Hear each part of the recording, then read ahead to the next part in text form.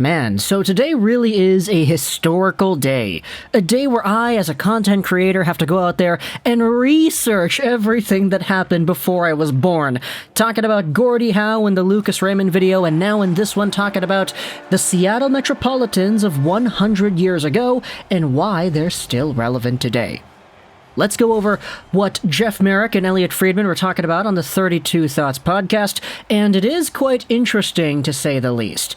This was actually brought up a few days ago during the Seattle Vancouver home opener, I believe, and it was Jeff Marek on the segment in the second period intermission or something like that, where he said that he believes that with the Seattle Kraken going out there and raising their banner for 32, the retired number for the 32nd NHL team, for the 32,000 season ticket backers on the first day, all that great stuff with the number 32, also the number of the podcast.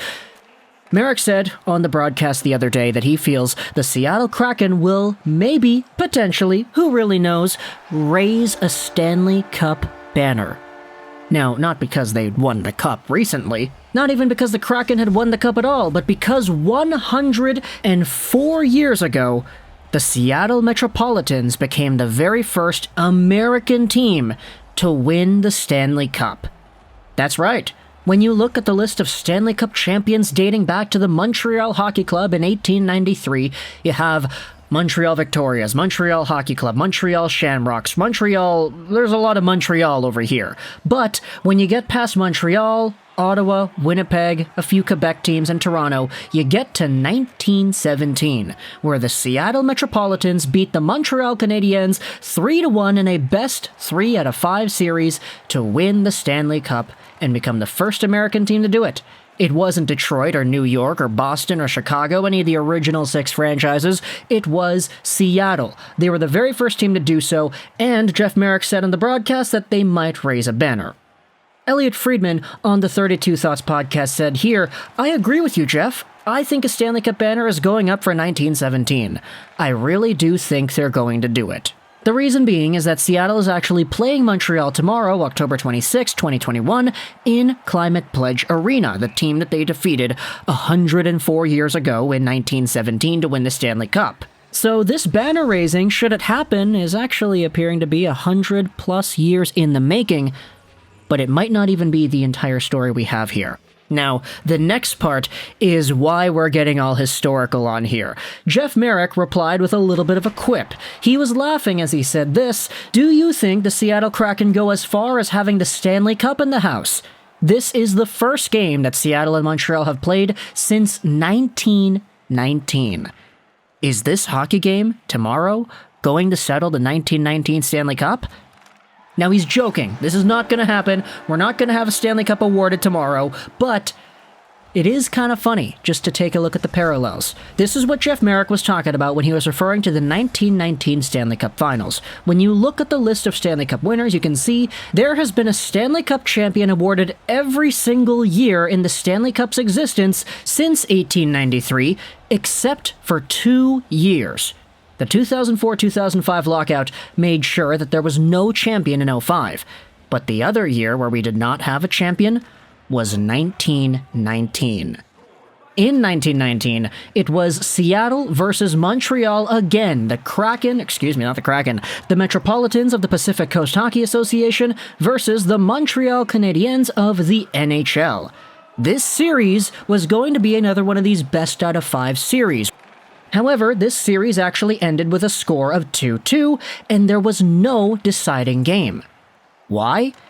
Because the Spanish flu took over the world, and according to Wikipedia, most of the Canadiens and their manager George Kennedy all fell ill with the flu and were hospitalized, leaving only 3 healthy players. The flu claimed the life of Canadiens defenseman Joe Hall 4 days later. Kennedy was permanently weakened by his illness, and it led to his death in 1921. I don't want to make it seem like that Facebook post that everybody was sharing around saying, oh, we've had a pandemic every 100 years, starting with the Black Plague and then cholera and then the Spanish flu and now what we had this year. That's not what we're talking about over here, but the fact is 102 years ago in 1919, the Stanley Cup was played for in 5 total games. However, there was no champion. Why was there 5 games even though it's a best 3 out of 5 series? Well, because Game 4 was a 0-0 tie. It went to double overtime overtime, and there were no goals at all. George Vezina for the Montreal Canadiens. You probably know who this guy is. You've maybe heard his name before, once or twice. I don't know, maybe talking about a few other players that have donned the trophy named after this man. And then on the Seattle Metropolitan side, you had Hap Holmes in net, who was inducted into the Hockey Hall of Fame in 1972, and who is a multiple-time Stanley Cup champion. The Seattle Metropolitans were actually on the verge of winning the Stanley Cup back in 1919, because heading into Game 5, they were up 2-1 in the series, and heading into the third period, they were up 3-0 in the game. The Flash, Frank Foyston, and Jack Walker scored for Seattle, giving the Canadiens quite the mountain to climb if they wanted to win the Stanley Cup. Lo and behold, in the third period, starting off with Odie Cleghorn, ending off with the man many people consider to be the original Flying Frenchman, Newsy Lalonde. He scored twice, and then it was Jack McDonald scoring in overtime to win Game 5. Now, there's a lot more drama that went on in that Game 5, and the summary on Wikipedia goes over it pretty well. There were injuries, players were going off, there was exhaustion, and there was only one sub for the Metropolitans at one point in the game. They were exhausted, and Montreal took advantage of that, tying everything up. Some of the players actually went to the hospital after the game, while others had to be carried home. The Flash Frank Foyston, who had scored in this game, and who had scored 8 other goals in the rest of the series, was unable to move after he got injured in this one. So it was a crazy series. I can only imagine how much hype it would have been seeing Newsy Lalonde, for example, get 4 goals in Game 2. But the series ended off tied 2-2, before the Spanish flu shut everything down, and before we ended off the year championless. So now, 37,467 days later, from March 29th, 1919 to October 26, 2021, the Montreal Canadiens are playing Seattle. In Seattle, where the entire 1919 Stanley Cup Championship Finals series was held. And now, Jeff Merrick was joking around about how we might even see a Stanley Cup tomorrow to settle everything and give ourselves an ultimate conclusion to the 1919 series. Now, do I think we're gonna get a Stanley Cup awarded to the Habs or the Kraken tomorrow? No, it's a joke. Jeff Merrick was laughing when he said it. I just thought this would be a great opportunity to bring up the names, bring up the story, bring up the history, and why we're even discussing this here today. Because, look, we already talked about Gordie Howe in the Lucas Raymond video, so I was kind of in a historical mood anyway. So seeing all these names, seeing the rosters, and seeing the guys certainly was cool. Let's go over down to the 1919 Stanley Cup Finals roster and see just who is out here, see if you recognize any of the names. Obviously, Newsy Lalonde, the original Flying Frenchman, was over here for the Montreal Canadiens. Joe Malone was out here too. Yeah, the guy who's got 7 goals in one game. His name has been popping up a lot over the past few years.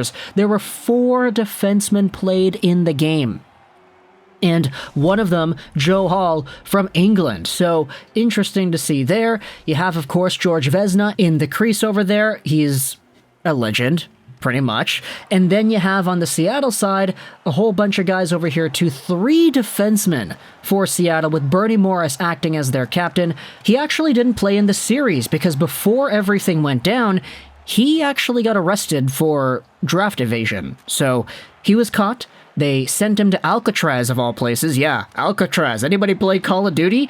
And then after getting released on parole, he played in the 1920 Stanley Cup Finals with the Ottawa Senators. So that has been our little history lesson here today.